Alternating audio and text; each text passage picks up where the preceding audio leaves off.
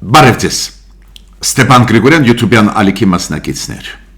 ողջունում եմ ձեզ բոլորիդ, այսօր ապրիլի 18-ն է, այսօր էլ մենք ունենք լուրջ հարցեր քննարկելու, ես պետք է ասեմ, որ ԱՊ երկրների այս կազմակերպության շրջանակներում ինչ-որ պրոցեսներ գնում են, Ռուսաստանը անընդհատ ուզում է հապկը յատմեն ԱՊ երկրների այդ երեք կազմակերպությունները ակտիվացնել, ներգրավել նաև այդ Հայաստանը այդ աշխատանքների մեջ, ստեղ ինչ-որ պրոցեսներ գնում են, պետք է անպայման այսօր արձագանքեն դրան։ Իրան Միացյալ Նահանգներ, Լիբանան, Իսրայել բանակցային պրոցեսներ գնում են, ինչ կարող է տան այս պրոցեսները, նաև դրա մասին մենք կխոսենք։ Ես պետք է ասեմ, որ շատ լուրջ խմորումներ գնում են Հայաստան, Ադրբեջան, Վրաստան, Թուրքիա, այս քարյակի շրջանակներում նաև կան պլաններ, դա նախաձեռնում է Թուրքիայի ազգային ժողովի նախագահան, որ Հայաստանը մտնի միջպարլամենտական այս համագործակցության Վրաստան, Ադրբեջան, Թուրքիայի մեջ, Ֆրանսիան ի պաշտոնե ասեց, որ պլանավորում է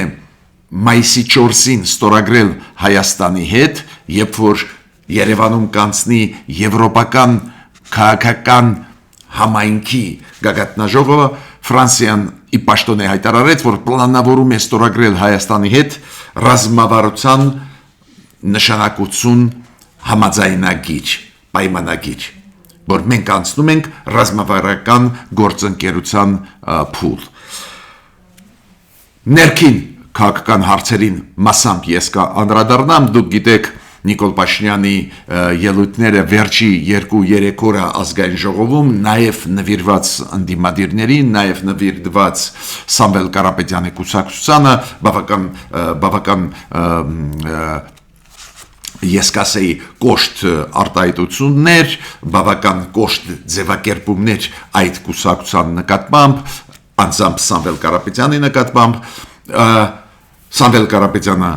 պատասխանում է, դուք գիտեք, որ մեր դատարանը որոշեց 3 ամսով տնային կալանքը Սամվել Կարապետյանի վրա դրված երկարացնել, ուրեմն բավական լարված վիճակ մեր ներքին քաղաքականության մեջ, դրա մասին անպայման ես այսօր նաև կխոսեմ։ Ես պետք է ասեմ, որ դուք գիտեք, որ քանի որ իրոք լարված է վիճակը մեր երկրի ներսում գալիք ընտրությունների հետ կապված, միշտ էլ նախընտրական փուլը ծանր է լինում, ցանկացած երկրում, մեզ մոտ էլ ավելի ծանր է, ավելի լարված է վիճակը քաղաքական ուժերի միջև, իշխանություն, ընդդիմություն, այլ քաղաքական ուժերի միջև, դա մենք տեսնում ենք ու ճիշտ ասենք, որ հաշվի առնելով բավական բարդ զարգացումները վերջի 5 տարվա մեջ, այո, միանշանակ կան հաջողություններ, միանշանակ կա դրականը, որ մենք աշխարհի հետ հիմա ակտիվ աշխատում ենք, միանշանակ կա դրականը, որ հիմա խաղաղության այս պրոցեսները կարծես թե կայուն են, զարգանում են, բայց մյուս կողմից պայքարը իշխանության համար թեժ է գնում, ակնհայտ է, որ Ռուսաստանը դրսից միջամտում է, ու մենք այդ լարվածությունը տեսնում ենք։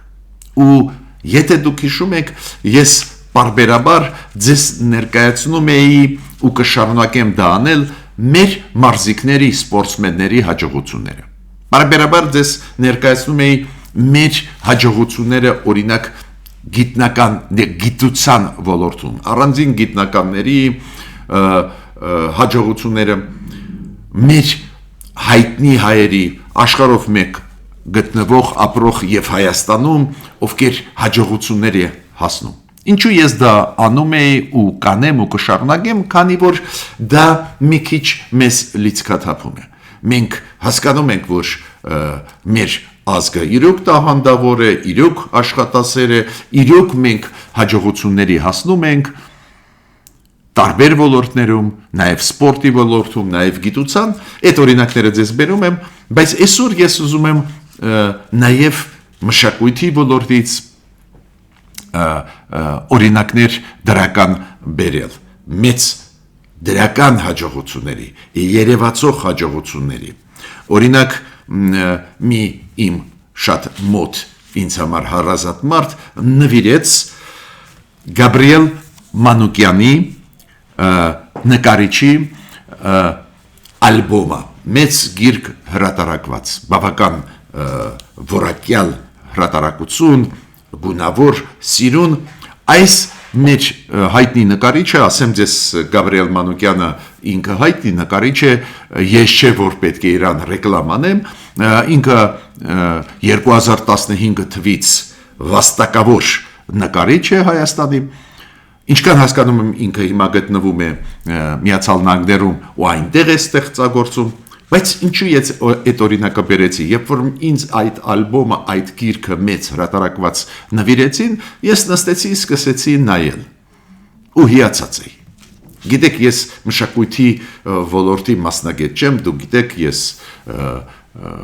ֆիզիկա, մաթեմատիկական ոլորտից մտա քաղաքական դաշտ 1990 թվին, հետո քաղաքականություն, դիվանագիտություն, հիմա փորձագիտական դաշտում եմ, բայց ցանկացած մարդու համար անհրաժեշտություն կա հետևել սպորտին, հետևել մշակույթին, նաև հայկական մշակույթին, հետևել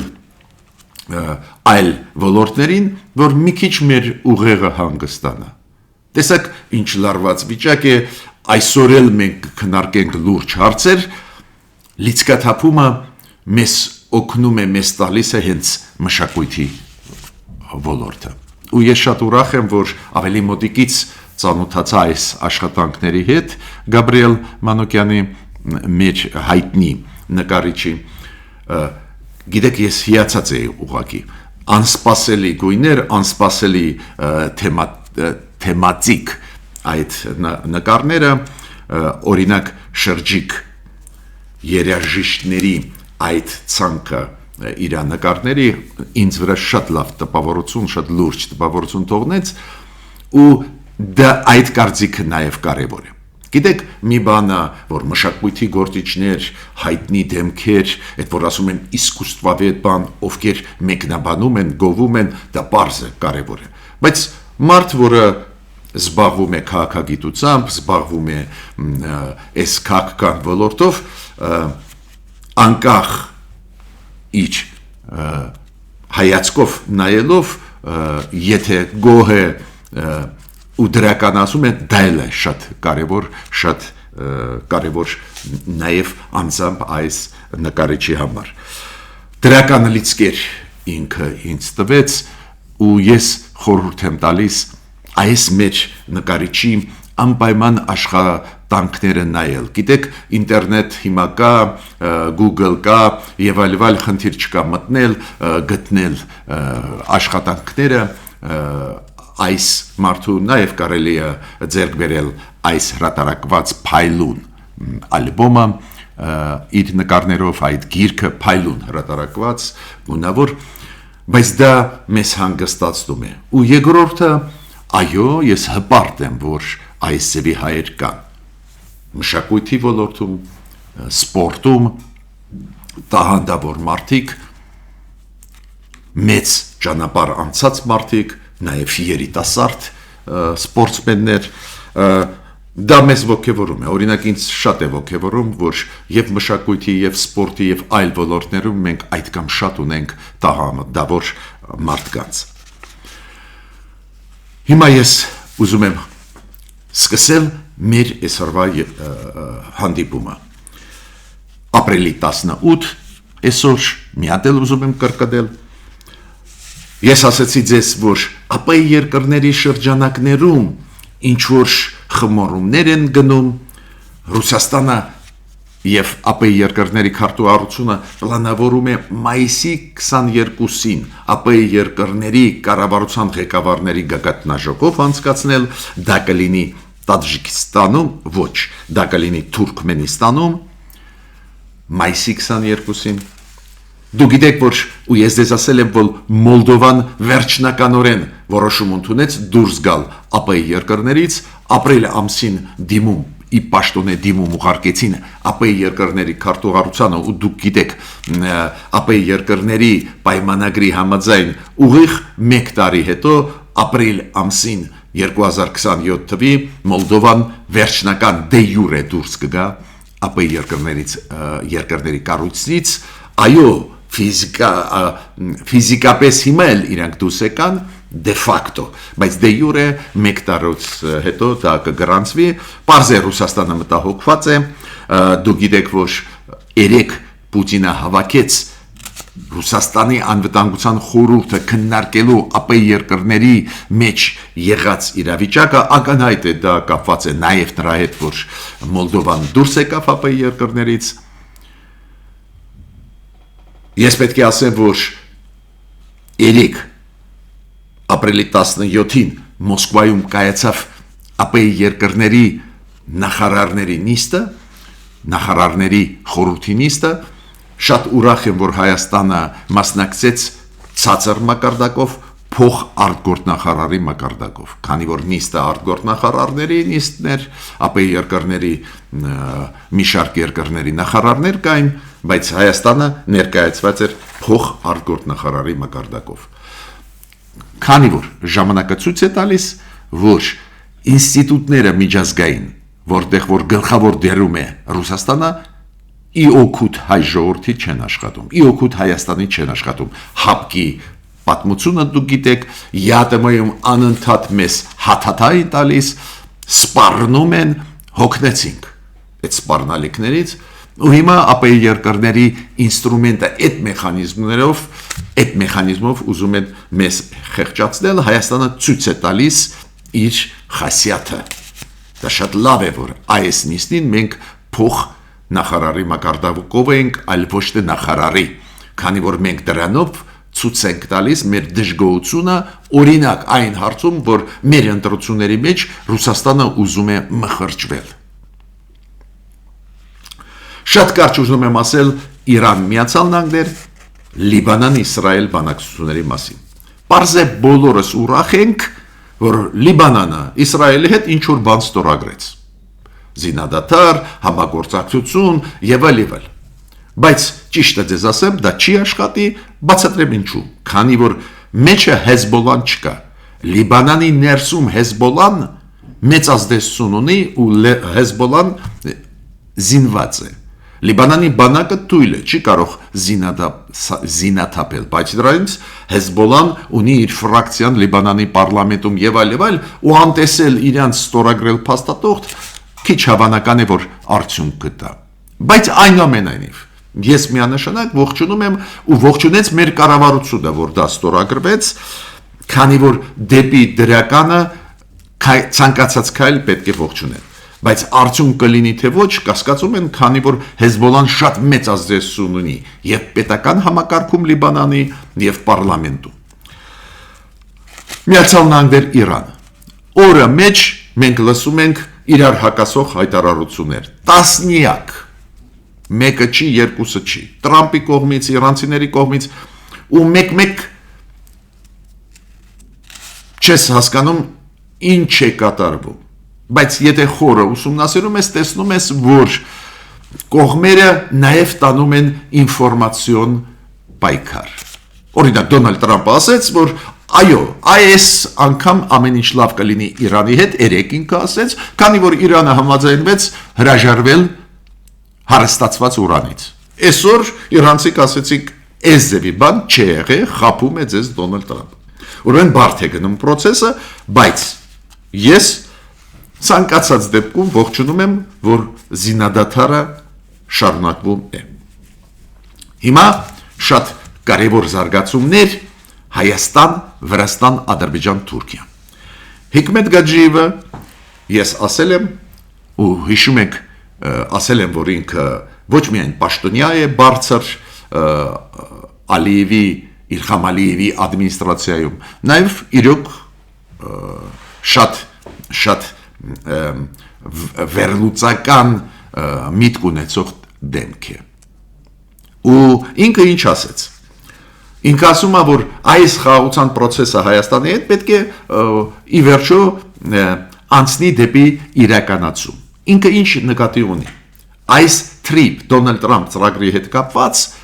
այն մասը, որը կապված է մեղրի երկաթգծերի հետ, որ պետք է անցնի։ Օրինակ, իրանք ասում են ադրբեջանցիք, մենք կառուցում ենք մեր երկաթգիծը, որը կգա Հայաստանի սահմանին կհասնի այս տարի։ Բայց մենք Հայաստանի կողմից դեռ ակտիվություն չենք տեսնում։ Ես պետք է ձեզ ասեմ, որ աշխատանքը գնում եմ, ես բազմիցս ձեզ ասել եմ TRIP շրջանակներում, բայց մենք հասկանում ենք, որ ուշադրությունը Միացյալ Նահանգների բավական շեղված է դեպի Իրան։ Դա է պատճառը, որ ստեղ ինչ որ դանդաղ կոտություն մենք տեսնում ենք։ Բայց ադրբեջանցիք հիշեցնում են, քանի որ իրանց շահերից դա բխում է։ Այո, մեր շահերից էլ բխում է, ապա շրջափակվում միանշանակ, բայց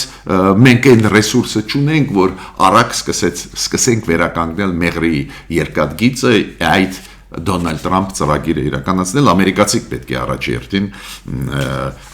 ակտիվություն ցուցաբերեն։ Ցուցաբերում են հետաքրքրություն, քայլեր անում են, պայմանագրեր կան, բայց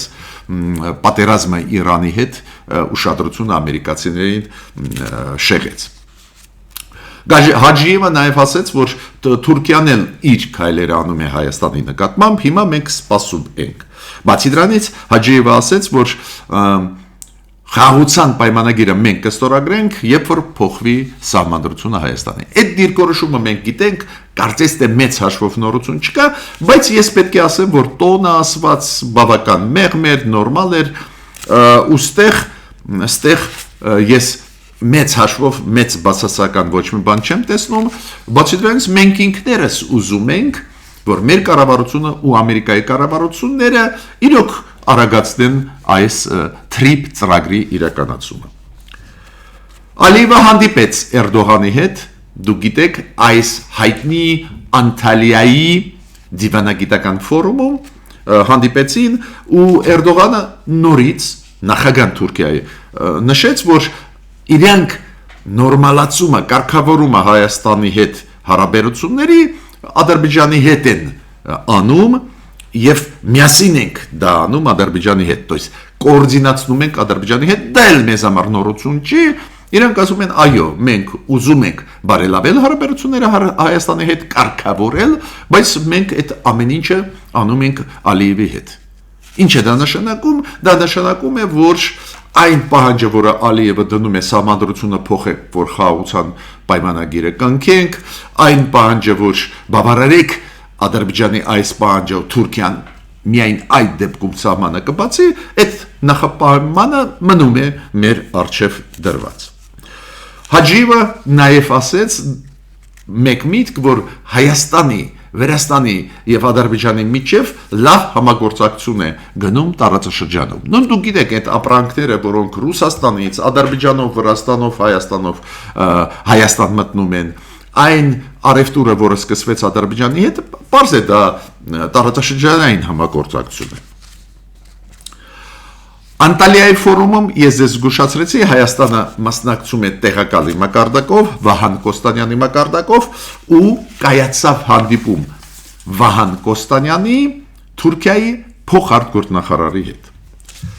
Նաև պետք է ասեմ շատ կարևոր բան կապված այս ֆորումների հետ Անտալիայի, նաև Ստամբուլում գնում է միջպարլամենտական վեհաժողով, այսևի համաշխարհային կազմակերպություն կա, այնտեղ էլ հանդիպում են Ալեն Սիմոնյանը, ազգային ժողովի նախագահ Թուրքիայի ազգային ժողովի նախագահի հետ հանդիպեց Ադրբեջանի ազգային ժողովի նախագահի հետ, Վրաստանի ազգային ժողովի նախագահի հետ, այնտեղ էլ խմորումներ գնում են ու Թուրքիայի ազգային ժողովի նախագահն առաջարկեց, երբ որ հանդիպեց Վրաստանի ազգային ժողովի նախագահի հետ, պարոն Շալվա Պապուաշվիլի հետ, առաջարկեց, որ Հայաստանին էլ մտցնեն այս ֆորմատի մեջ։ Որն է այդ ֆորմատը։ Ես հիմա Հայաստանը այդ համաշխարհային միջպարլամենտական վեհաժողովի լիարժեք անդամ է, բայց կա փոքր ֆորմատ Թուրքիա, Ադրբեջան, Վրաստան միջպարլամենտական վեհաժողով։ Ու իրանք հիմա հրավիրում են Հայաստանը, որ մտնի այդ միջպարլամենտական վեհաժողովի, Ալեն Սիմոնյանը իր դրական արձագանքը տվեց, ասեց Թուրքիայի պարլամենտի ղեկավարին, որ Հայաստանը դա շատ դրական է ընդունում այս նախաձեռնությունը։ Իդեպ ասեմ, դες Վրաստանը հիմա ակտիվացավ, օրինակ Իրակլի Կոբախիձեն, Վրաստանի վարչապետը ինչ է ասում, որ մենք շահագրգռված ենք դեպի եվրոինտեգրացիա ու նաև Եվրոմիության դերը կարող է լինել մեծ Հարավային Կովկասի խաղաղության process-ում, գործնական համագործակցությունում, նույնը ասեց Շալվան Պապուաշվիլին, գտնվող Ստամբուլում, այդ մեծ վեհաժողովում պարլամենտական ինքը ասեց, որ երեք երկրները Հարավային Կովկասի հիմա շատ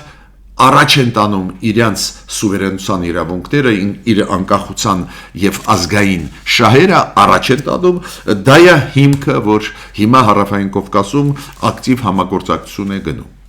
Այն չափ կարևոր ինֆորմացիա է մեզ համար, որ եւ Վրաստանի եւ Ադրբեջանի եւ Թուրքիայի պաշտոնյաները այս նշում եմ Հայաստանի դերը, Հայաստանի ներգրավվածությունը այդ process-ների մեջ, անչափ կարևոր է։ Իմիջիալոց Մարիա Զախարովան Իրակլի Կոբախիձեի Վրաստանի վարչապետի հայտարարությանը նույն պահին արձագանքեց, երբ որ Իրակլի Կոբախիձեն ասեց եվրոինտեգրացիայով մենք կշարունակենք գնալ, քանի որ Ռուսաստանը հույսով էր, որ այս վերջի 1.5 տարվա խնդիրները Եվրոմիություն Վրաստան թույլ կտան Ռուսաստանին ազդեցությունը Վրաստանում շատ բարձրացնել, ու Մարիա Զախարովան նյարդացած ասեց, ինչ եվրոինտեգրացիա Վրաստանը կախված է մեզանից, ինչ են մեզ ասում Ռուսաստանից Պուտինյան թիմը նույնը ասեցին Վրաստանին, որ վրացիք ապրում են Ռուսաստանում, ել կապ չեն ունենա Վրաստանի հետ, չեն կարող փող ուղարկել Վրաստան, ասեց, որ Վրաստանի արևտուրը մեծամասամբ կապված է Ռուսաստանի շուկայի հետ, ուրեմն վատ կլինի Վրաստանին, ասեց, որ տուրիստները Ռուսաստանից մեծ թվով մտնում են Վրաստան, դուք գիտեք տուրիստական հոսքը Վրաստան ամենամեծն է հենց Ռուսաստանից ու մոտավորապես նույնը ինչը Թուրքիայից է, բայց ամենամեծն է ու ինքը ասաց հայ տուրիստները չեն գա, ես կասեի պես շանտաժը շարունակվում է Ռուսաստանի կողմից նաև Վրաստանի նկատմամբ։ Շատ կարևոր լուր, շատ կարևոր այն որ Ֆրանսիան կստորագրի Հայաստանի հետ ռազմավարական նշանակություն պայմանագիր։ Դա ասեց Ֆրանսիայի Եվրոպայի հարցերով նախարար Բենջամին Հադադը։ Բենջամին Հադադը ասեց, որ մայիսի 4-ին լրջագույն փաստաթուղթ կստորագրվի Հայաստանի հետ հենց ռազմավարական նշանակություն։ Նախագահ Մակրոնը վարչապետ Փաշինյանի հետ դա կստորագրի։ Բացի դրանից, ինչ ասեց նախարարը Ֆրանսիայի, ինքը իմիջիալոց եղել է մեր ցեղասպանության թանգարանում, ինքը բարձրացել է ծիծեռնակապերտ, այդ մեծ հարգանք հայ ժողովրդի պատմության նկատմամբ ցուցաբերեցին ֆրանսիացիք միշտ էլ ցուցաբերում էին։ Ոստեղ ինչն է կարևոր, ինքը ինչ է ասում։ Ինքը ասում է ոչ ոք իրավունք չունի որոշել որ ճանապարհով պետք է գնա Հայաստանը։ Ու Ռուսաստանը իրավունք չունի թելադրել Հայաստանին որ ճանապարհով կգնա։ Հայ ժողովուրդը պետք է որոշում ընդունի։ Հիմա մի քանի խոսք ներքին քաղաքականության իրավիճակից, լարված է վիճակը, ես սկզբում ասեցի, դուք գիտեք Նիկոլ Փաշինյանի ելույթները կապված ազգային ժողովում, կապված այն հաշվետվության, որը մեր կառավարությունը տալիս է ազգային ժողովին, ազգային ժողովի պլենար նիստում երեք տվել է, ու դրա հետ կապված հենց Նիկոլ Փաշինյանը ելույթներ ունեցել ազգային ժողովում, տարբեր բաների մասին խոսեց, կառավարության աշխատանքի մասին, այն արդյունքների, որը կառավարությունը ստացավ այս անցած տարվա աշխատանքի հետ կապված, նաև խաղաղության օրակարգից խոսեց, որ հաստատվեց